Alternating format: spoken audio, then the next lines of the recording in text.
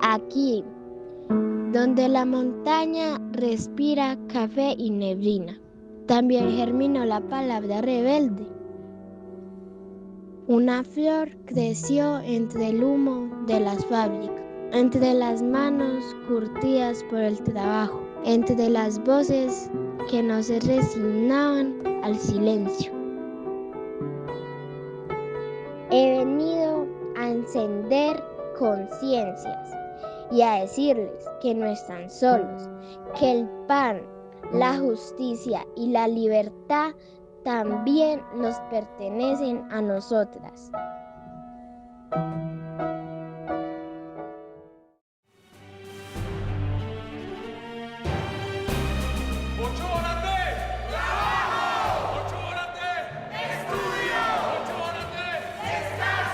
Soldados del proletariado, avanzada de la libertad, acudid a prestar el glorioso juramento a nuestra bandera. Defenderla es necesario del lodo de quien quiere salpicarla. Agitarla es necesario como vindicta de la opresión y el oprobio.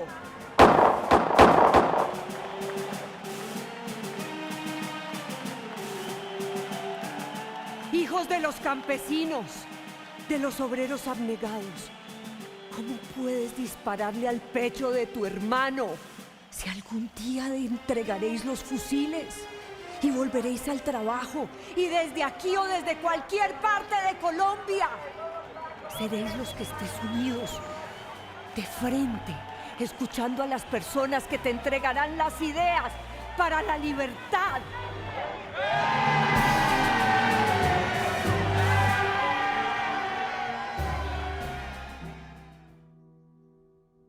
María Cano nació en Medellín en 1887, en una época en la que la voz de las mujeres apenas se oía. Ella decidió no callar.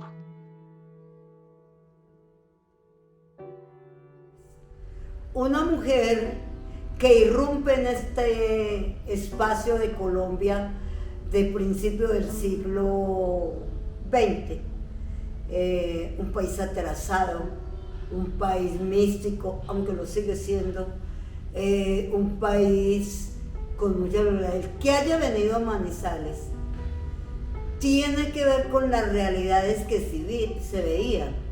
Manizales ha sido parte de lo agrario.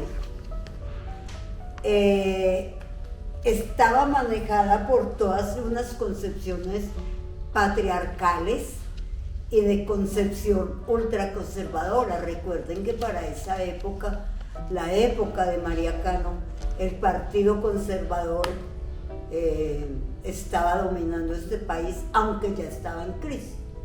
El haber venido en esa gira que hace desde la costa hasta el Tolima, es como, yo lo veo desde la perspectiva del gran respaldo que quieren el Partido Socialista al que ella perteneció dar a esa semillero, o los liberales de esa época, que era lo más avanzado que se podía encontrar en esta ciudad, una ciudad de la godarria, del patriarcado, de todo lo que conocemos, incluso una ciudad, Manizales, que se ha caracterizado por no tener cultura propia. Aquí la feria de Manizales es la feria española, es el desfile de las manolas, el desfile de no sé qué más y todo. Las otras ciudades tienen mucha identidad con sus festividades. Manizales es la única que yo no he podido saber cuál es su identidad. Autodidacta, lectora voraz, María se sumergió en las ideas del socialismo, el anarquismo y la defensa, apasionada de los derechos humanos. La disciplina y el trabajo, la constancia y perseverancia frente a eso que ella quería infundirle al pueblo. Recuerden que ella insistía mucho en la lectura, que a la gente lo que hay que es enseñarle a leer, que a la gente hay que ponerla a leer para que precisamente se afiance en la mente de cada ciudadano las ideas que se quieren cambiar o que se quieren mantener, pero que sea leyendo, porque la lectura es la puerta del conocimiento. Hoy en día es muy difícil porque los actuales medios tecnológicos nos están carcomiendo el cerebro y nos dan algo así, pero para mí es uno de los grandes legados que ella nos dejó.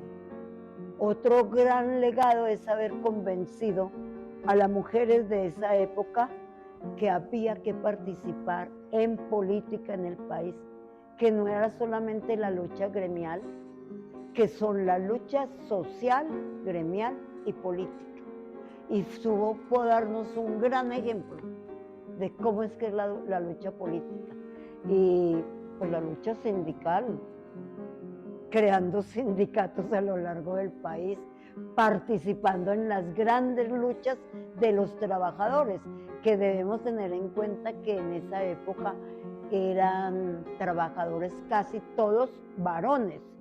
La mujer no había incursionado todavía en el mercado laboral. Su mercado era hacer el pan de queso, el pan de bono y el pan para la familia en los hornos bellísimos que tenían en todos los campos. Esa es la vaina. Pero ese legado es hacer que la mujer entendiera que tenía que entrar también a la lucha política y que alcanzó a ver algo de eso cuando en 1954 se aprueba el voto femenino, por el cual abogó, peleó y fue capaz de elaborar teorías que permitieran que las mujeres casi analfabetas, lograran entender lo que ella decía. Me parece que fue uno de los legados, y el convencer a los compañeros trabajadores varones de que la lucha había que darla por la dignidad, por la justicia, por el cambio. Yo creo que esos son los legados de ella. Es decir, por eso es que se inserta en el corazón de los trabajadores de aquella época, y por eso llegan en el homenaje que le hacen, a declararla como la flor del trabajo, por esa cosa que ella logró meterse en la mente y en el corazón de los hombres y mujeres de esa época. El pueblo tiene derecho a protestar, derecho a un salario justo, derecho a organizarse. Yo hablo desde el dolor, no desde la rabia. En 1925, María Cano llegó a Manizales, la ciudad, agitada por las luchas obreras. Escuchó por primera vez una voz distinta, una mujer con ideas claras y una convicción que no temblaba. En las plazas, en las esquinas, en los cafetales, su palabra sembró dignidad. Alerta, noticia de última hora. María Cano conmueve a obreros y estudiantes en un discurso en la Plaza de Bolívar. Una dama de voz encendida que habla de justicia, salario digno y de organización. El eco de María Cano no se quedó en los años 20, sigue latiendo en las aulas, en las calles y en los sindicatos, en cada mujer y hombre que alza la voz por justicia. ¡Por nuestros derechos! ¡Viva! ¡Viva! ¡Viva! Precisamente mirando pues lo que María Cano reivindicó dentro de los trabajadores y las organizaciones sociales, ella siempre decía que se debía capacitar, informar, pero con una rigurosidad científica.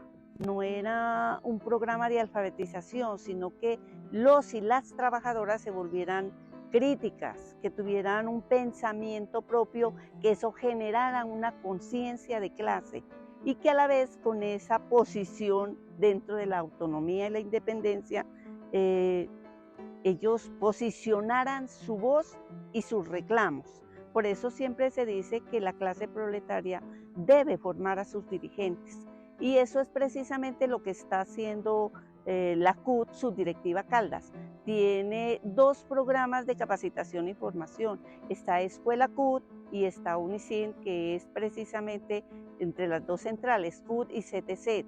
No es una formación para acumular certificaciones de capacitación. Es una formación sistemática desde el punto de vista teórico y práctico para que los dirigentes sindicales, los activistas y los trabajadores de base se posicionen de su papel como trabajadores y sean conscientes que son los únicos pues que producen riqueza y que por lo tanto tienen unos derechos pero a la vez también unos deberes, y dentro de esos deberes están las transformaciones que el país necesita. Entonces no es una formación solamente gremial, sino política. Al dar ese salto cualitativo de lo gremial a lo político, hacemos pues grandes organizaciones y por ende las organizaciones sindicales que se articulan con las organizaciones sociales y por ende también las organizaciones políticas. Se hace un análisis crítico del contexto político, económico del país y a la vez pues se lleva al punto de cómo nos comprometemos a través de la negociación, a través de las movilizaciones, a través de la organización, siempre presentes por las reivindicaciones, los derechos de los y las trabajadoras, tanto en el ámbito laboral como en su realización personal y profesional. Creo que para todos los trabajadores, pero sobre todo para las mujeres, encontramos violencia laboral, encontramos todavía ambientes hostiles, y creo que si algo hemos recibido como legado de María Cano es no solamente levantar la voz por los derechos de los trabajadores, sino también por escenarios libres de hostilidad y en contra de la violencia, ¿sí? Seguimos teniendo espacios violentos, violencia de género, acoso laboral, violencia contra la mujer. Entonces, aunque hemos avanzado porque están creando protocolos y están creando cosas para poder erradicar la violencia, seguimos teniendo ambientes hostiles y creo que cuando un trabajador está en cualquier espacio, levantar la voz contra la violencia es una forma de levantar el legado que nos dejó María Cano. Bueno, así como en su tiempo María Cano pues salió en defensa de los trabajadores, de los derechos de los trabajadores, y que debe ser un ejemplo no solamente para todas las mujeres, sino para todos y todas.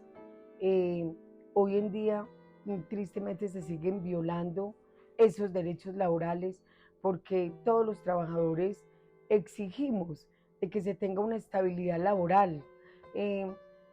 No se tiene estabilidad laboral y por ende pues el pueblo y los trabajadores nos afecta muchísimo. ¿En qué sentido? En el sentido de que un trabajador cuando no tiene una estabilidad laboral, no tiene cómo seguir adelante, cómo sacar su familia adelante, cómo cumplir sus sueños, toda vez que si va a un banco no le va a hacer un préstamo, ni le va a dar pues con qué, porque no, sus contratos son cortados a 2, 3 meses. Así estamos trabajando desafortunadamente muchas veces aquí en Colombia. No puede tener la oportunidad de estudiar, porque ¿con qué va a pagar sus estudios cuando no tiene una estabilidad laboral? No puede tener un sueño, cumplirlo, de tener una vivienda, porque no tiene una estabilidad laboral. Nosotros propendemos y hay que seguir ese legado de esa gran mujer, María Cano, que debemos recordarla todos los días de nuestra vida. Una mujer que su vida la dio prácticamente a las luchas sociales, a la lucha de los derechos de los trabajadores y trabajadoras de Colombia. Propendemos hoy porque sea una estabilidad laboral absolutamente para todas las personas, para los jóvenes, y que que en sus trabajos se cumpla un horario, ¿cierto? Un horario de 8 horas, que no sean más de las 8 horas, donde el pueblo, donde estos trabajadores y trabajadoras puedan salir a seguir cumpliendo con sus estudios, hacer sus vueltas que se necesita. Pero hoy en día entramos a trabajar 7 de la mañana y estamos saliendo para 5 o 6 de la tarde, cuando ya, por ejemplo, los bancos están cerrados, las instituciones van cerrando para hacer nuestras vueltas. También pensamos que se violan los derechos laborales cuando integralmente no encontramos absolutamente todo, como por ejemplo una buena salud, una buena educación, cuando en nuestros propios trabajos no hay esos espacios para que nuestros compañeras y compañeras tengan un descanso de 2, 3 minutos. Si es una pausa activa se hacen 10 minutos y eso no tiene absolutamente pues nada que nos renueve las fuerzas para seguir. Bueno, para nosotros como Central es importantísimo poder participar de estos espacios conmemorativos de los 100 años de María Cano. Particularmente pues yo soy la encargada del Departamento de Juventud y Erradicación del Trabajo, y desde la Central ha sido una política poder nosotros expandirnos a las comunidades, expandirnos a los sindicatos, con el mensaje, 1, de la necesidad de organizar los jóvenes, y 2, en esa misma necesidad de organizar los jóvenes, poder decir es que los jóvenes deben estar en las aulas de clases, los jóvenes deben estar en unos lugares de formación, de desarrollo integral del ser humano, y por ello el componente de la erradicación del trabajo infantil. Acá en Caldas particularmente es muy sabido que tenemos un gran índice de deserción escolar, precisamente por toda la cantidad de situaciones socioeconómicas que viven nuestras comunidades, y bueno, la cantidad de niños que están expuestos a trabajo infantil, a explotación, a tener que estar en actividades, sobre todo del trabajo informal, que la ciudadanía en Manizales y en el departamento de Caldas lo ha vivido y lo ha vivenciado. Entonces para nosotros es fundamental poder decir, los jóvenes se tienen que organizar, los jóvenes se deben enfocar en poder pensarse esta sociedad, pero para poder uno pensarse la sociedad es necesario estos espacios de lectura, de formación, de aprendizaje, y para eso está la escuela, que es lo que nosotros abanderamos dentro de la Central y dentro del departamento. Y ahí, bueno, María Cano ha sido ejemplo de la lucha y de la organización a partir de la formación, porque es muy complejo poder ir a comunidades y decirles necesitamos organizarnos, unirnos, vincularnos a procesos, sin que esas mismas comunidades no tengan un mínimo de formación, un mínimo de lectura, un mínimo de conocimiento de cuál es la realidad, de por qué mi vida hoy es de la siguiente manera, o por qué en mi vereda el agua no llega limpia, o por qué en mi institución, no todas las instituciones educativas de Manizales y el departamento cuentan con un espacio como este, ¿cierto? Uno dice, pareciera como ya pasado de moda, porque ahorita con la virtualidad las bibliotecas quedaron un poco como en el olvido, pero no todos los niños tienen la capacidad, por ejemplo, de estar hoy aquí en un escenario, en unas sillas, con los libros, con todo esto que implica. Y ahí nosotros creemos que María Cano, desde su figura de mujer que empezó muy joven y de trabajadora, nos deja pues un legado importante que es de emular y de resaltar. Nada más estudiando la vida y obra de María Cano podemos darnos cuenta que el impacto que genera la participación de las mujeres, tanto en escenarios sindicales como en política, es bastante grande, que tenemos una gran fuerza de liderazgo, de organización, y en ese sentido, pues pensarlo en la actualidad, que existen mayores libertades de participación, por decirlo de alguna manera, y que hemos alcanzado conquistar escenarios de pronto más igualitarios que en la época de María Cano, frente a la representación tanto en escenarios políticos como sindicales. La representación sigue siendo muy importante, sin embargo, seguimos encontrando bastantes brechas de género que existen con relación a la participación de las mujeres y que indudablemente limitan que estemos en escenarios visibles, que estemos en escenarios de liderazgo, que estemos en escenarios de representación desde los sindicatos, hablando principalmente del que me corresponde, de educadores a nivel nacional por parte de FECODE y en Educal.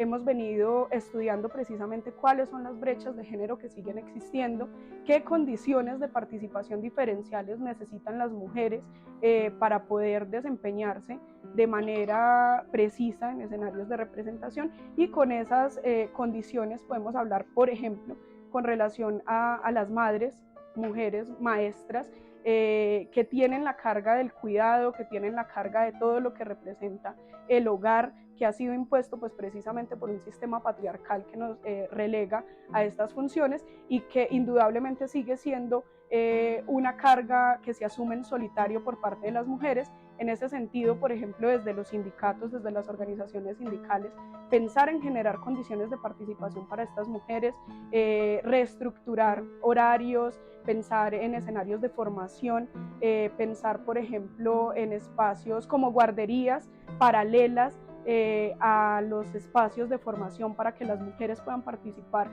descargándolas un poco de esa carga mental que se tiene con relación al cuidado.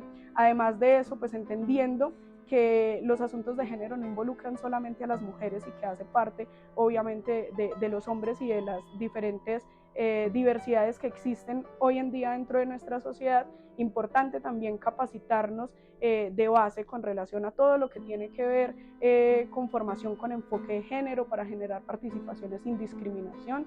Entonces el impacto sigue siendo extremadamente importante, pero sí se requieren mayores condiciones, se requieren mujeres en el liderazgo sindical, que precisamente piensen en cuáles son las necesidades diferenciales de las mujeres, porque pues claramente los compañeros hombres, pese a que existe voluntad y pese a que existen deseos de transformar la sociedad, no viven lo mismo que vivimos las mujeres, y pues eso los hace ignorantes en el buen sentido de la palabra, de qué es lo que requieren realmente las mujeres para poder participar, y que precisamente no es solamente abrir espacios de participación cuando hay detrás de una participación femenina un montón de situaciones que limitan precisamente que se quieran asumir esos escenarios de liderazgo y de participación.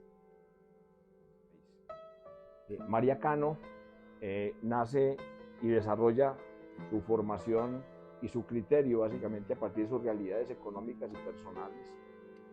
Fue una mujer que lideró bastantes luchas y batallas en un momento en el que los trabajadores, hombres y mujeres, ya veníamos de una lucha importante en el sector textil, estaban en condiciones precarias.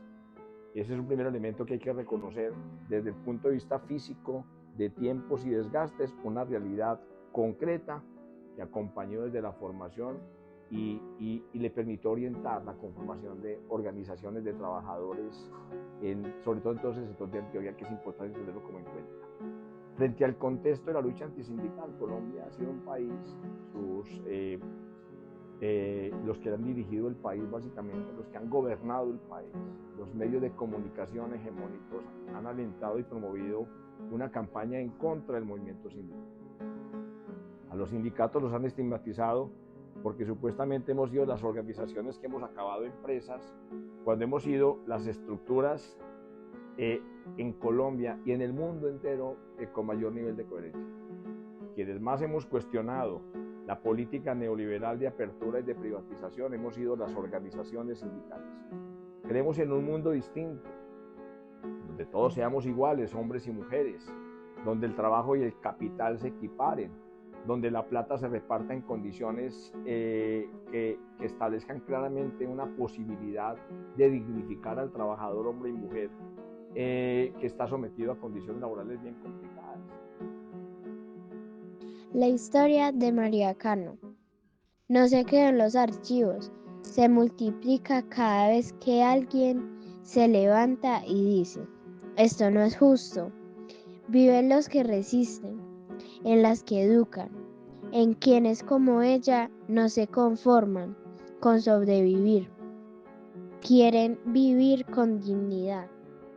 La memoria no es pasado, es semilla, es raíz, es fuego que no se apaga. María Cano nos dejó una flor que no se marchita, una voz que sigue despertando conciencias en cada rincón donde alguien se atreve a decir: basta. Recordarla no es mirar hacia atrás, es encontrar el camino que aún seguimos andando.